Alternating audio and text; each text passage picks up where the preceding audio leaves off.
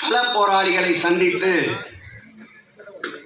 அவர்களுடைய செயல்பாட்டை வாழ்த்துகின்ற இந்த இனிய நிகழ்விற்கு பணிகள் கோடி இருந்தாலும் என் இயக்க தொண்டனை சந்திக்கின்ற பணியே முதன்மையான பணி என்று கழகத்தின் காவல்காரர் எங்கள் உயிரினும் மேலான அன்பு தலைவர் தளபதி அவர்களை களப்போராளிகளை வாழ்த்த வருமாறு கொளத்தூர் சட்டமன்ற தொகுதியின் சார்பிலும் கிழக்கு மாவட்ட திராவிட முன்னேற்ற கழகத்தின் சார்பிலும் வாஞ்சையோடு வருக வருக வருக வருக என்று அன்போடு வரவேற்கின்றேன்.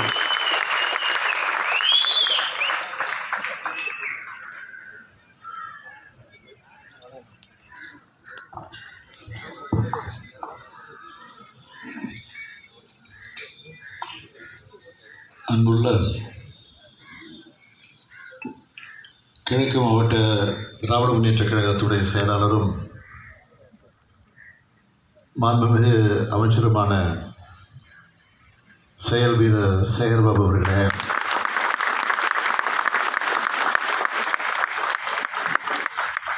நிகழ்ச்சியில் பங்கேற்றிருக்கக்கூடிய கழகத்தினுடைய முன்னோடிகளை, பகுதி கழக நிர்வாகிகளை, வட்டக்கிளையினுடைய செயலாளர்களை, வருகை தந்திருக்கக்கூடிய பாக முகவர்களை, அன்புக்குரிய தாய் சகோதரிகளை, நண்பர்களை, என் உயிரோடு கலந்திருக்கக்கூடிய தலைவர் கலைஞர் அவர்களின் உயிரினும் உயிரான அன்பு உடன்பிறப்புகளை, உங்கள் அனைவருக்கு என்னுடைய அன்பான வணக்கம். நம்முடைய மாவட்ட செயலாளர்கள் எடுத்து சொன்னது போல, இன்றைக்கு நாம் எங்கே போனாலும் எஸ்ஐஆர் பற்றி தான் இன்றைக்கு பேசிக் கொண்டிருக்கிறார்கள்.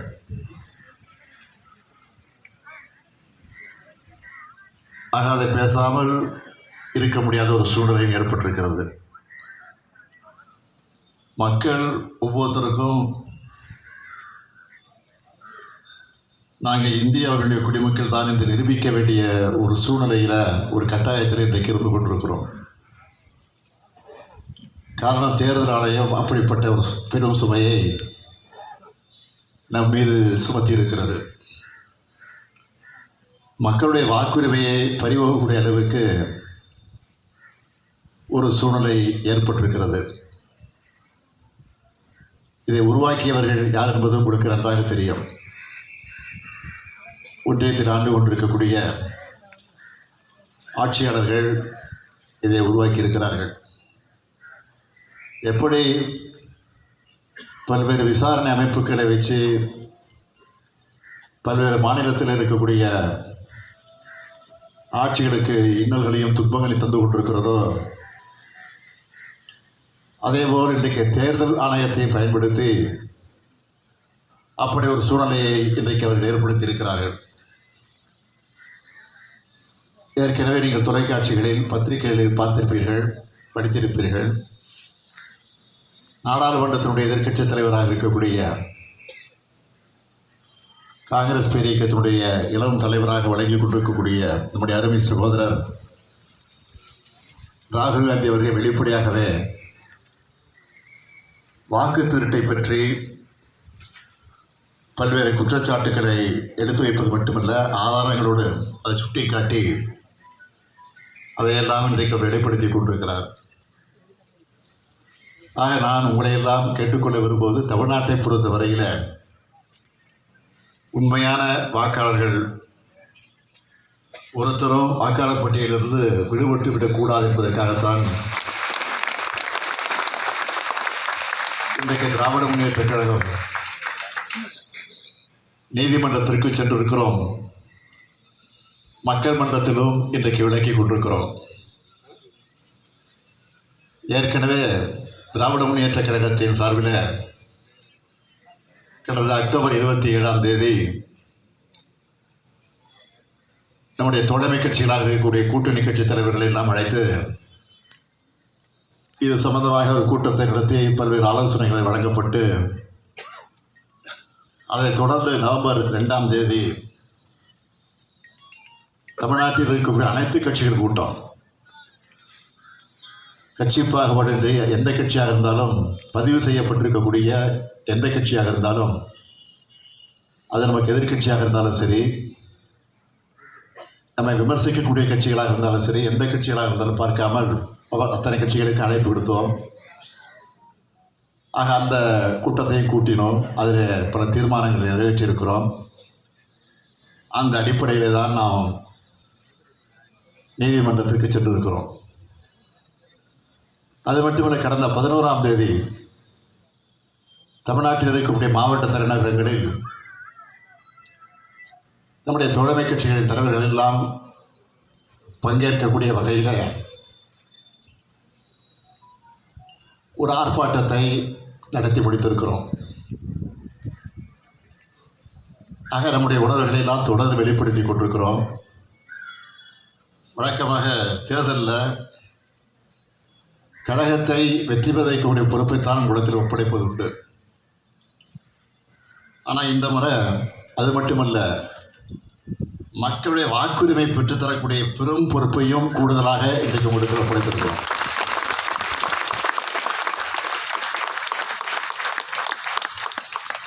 அதுவும் குளத்தூர் தொகுதியில் இருக்கக்கூடிய உங்களிடத்தில், குளத்தூர் தொகுதியில் செயல் வீரராக விளங்கி கொண்டிருக்கக்கூடிய உங்களிடத்தில்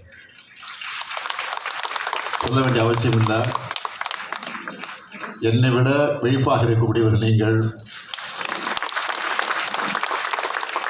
ஆக வெற்றிகரமாக நீங்கள் செஞ்சு முடிப்பீங்க நம்பிக்கை எனக்கு நம்பருக்கு. நமக்கு அதிக கால அவகாசம் இல்லை, அதை போல நீங்கள் புரிஞ்சுக்கணும்.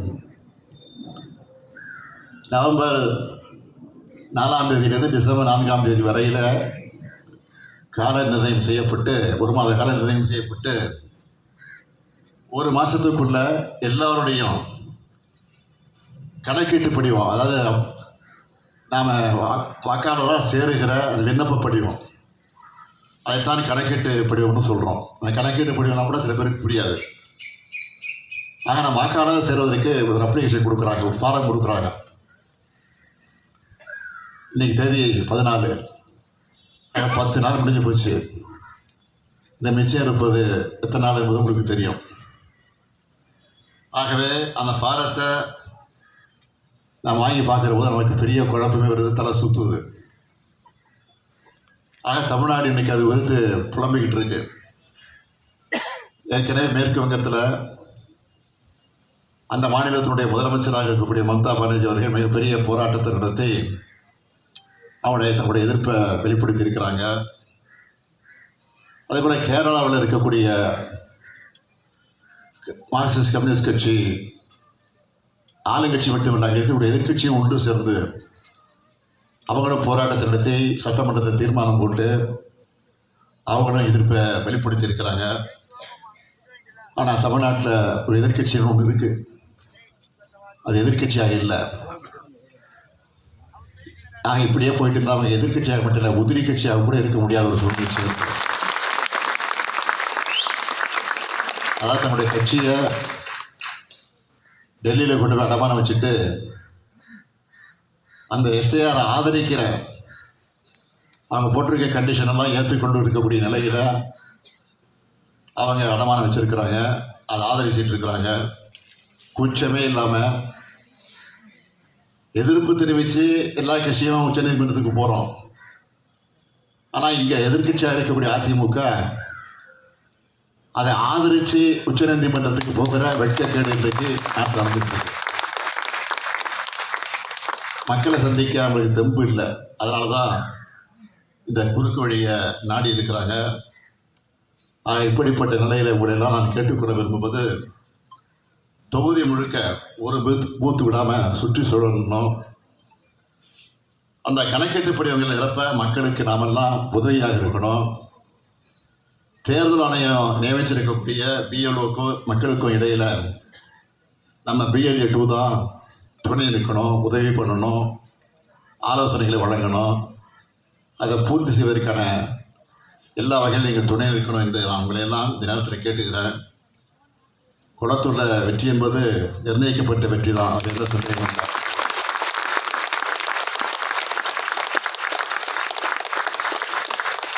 இந்த பணியை பொறுத்தவரைக்கும் நான் வெற்றி பெறுவது என்பது எனக்கு இருக்கிற எண்ணத்தை விட உங்களுக்கு தான் அதிகமான. நான் எப்போதுமே குளத்தூருக்கு வருகிற போது தான் சொல்வதற்கு, என்னதான் நான் திமுக தலைவராக இருந்தாலும், என்னதான் தமிழ்நாட்டினுடைய முதலமைச்சராக இருந்தாலும், நம்முடைய தமிழ்நாட்டில் இருக்கக்கூடிய எல்லா மாநிலத்திற்கும், ஏன் நம்முடைய தமிழ்நாட்டில் இருக்கக்கூடிய எல்லா பகுதிகளுக்கும், எல்லா மாவட்டத்திற்கும் சென்று சுற்றி சுழன்று கொண்டிருந்தாலும், ஆனால் குளத்தூருக்கு வருகிற போது தான் எனக்கு பெரிய உத்வேகமும் உற்சாகமும்.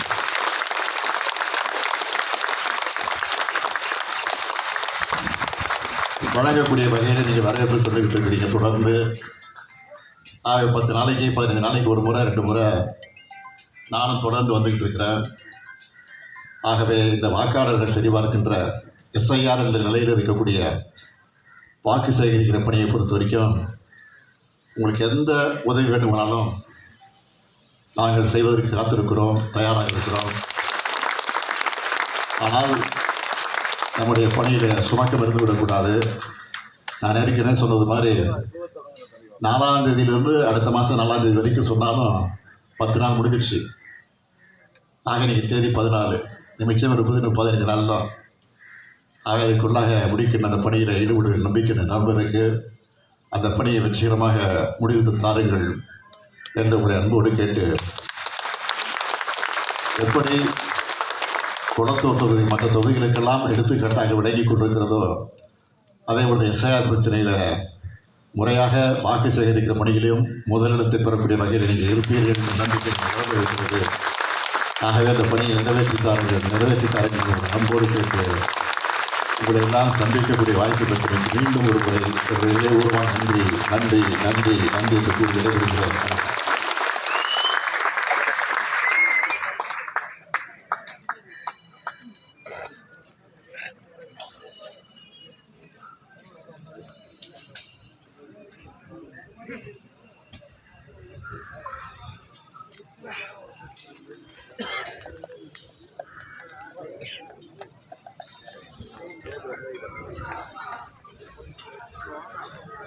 No.